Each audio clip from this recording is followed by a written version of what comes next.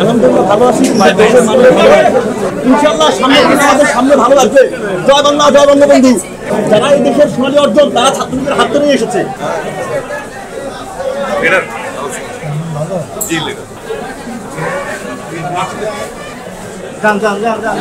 আস্তে আস্তে হাঁটেন ভাই, পিছনের দিকে হাঁটেন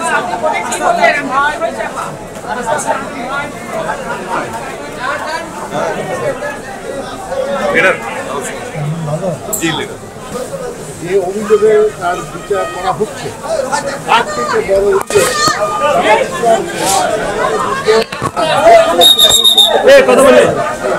আর বিচার করতে হবে। জিয়াউর রহমান সে বঙ্গবন্ধুকে হত্যা করে সেখানে ৩,০০০ সেনাবাহিনীর সদস্যদের তাও সহ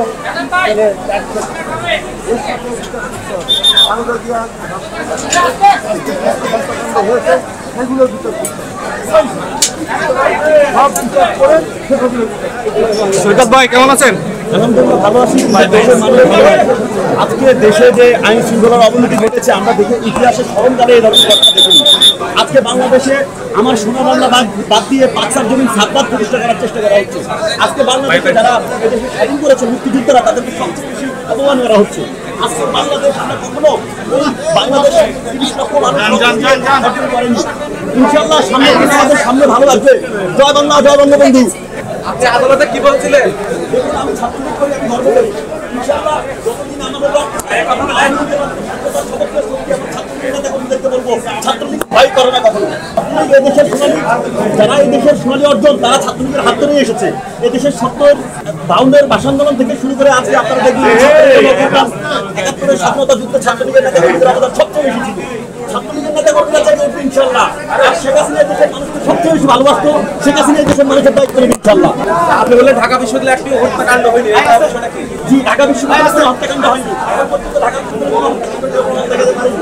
কিন্তু ঢাকা বিশ্ববিদ্যালয়ের ছাত্র হয়েও আজকে ঢাকা